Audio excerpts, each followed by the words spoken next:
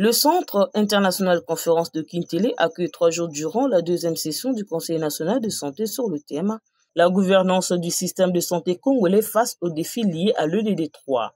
Cette session se veut un espace d'analyse critique des politiques et priorités sanitaires en vue d'éclairer les choix stratégiques du gouvernement. Les travaux ont été ouverts par le Premier ministre Anatole Koliné-Makosso. Des professionnels de la santé, des représentants de la société civile ainsi que des partenaires techniques et financiers y participent.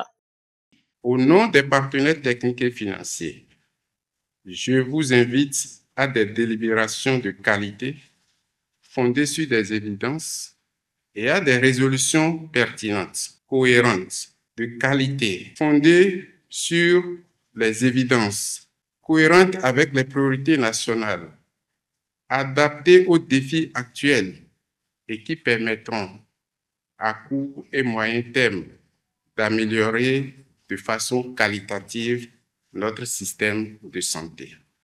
Le Conseil national de santé est un organe chargé de conseiller le gouvernement dans l'élaboration et la mise en œuvre des politiques de santé. Cependant, de nombreux défis sanitaires majeurs subsistent encore à ce jour. L'exigence de la mise en œuvre des principes de la décentralisation des services publics de base nous oblige à intégrer la politique sanitaire de notre pays au niveau des collectivités locales et de la communauté. C'est pourquoi le Conseil national de santé, tel qu'il a été institué par le décret numéro 84-290 du 26 mars 1984, apparaît comme un instrument visionnaire voulu par son Excellence, Monsieur le Président de la République, et qui trouve toute sa pertinence aujourd'hui.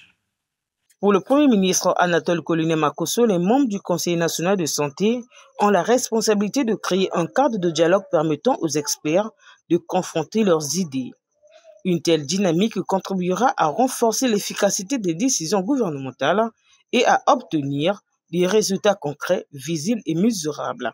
À travers cette session ordinaire, le gouvernement réaffirme sa volonté de gouverner dans un esprit de responsabilité, de transparence et d'intelligence collective. Je vous invite alors à engager vos travaux dans un climat de sérénité, de rigueur méthodologique et de créativité. Cette deuxième session du Conseil national de santé marque une étape importante dans l'engagement collectif en faveur de l'amélioration du système de santé congolais.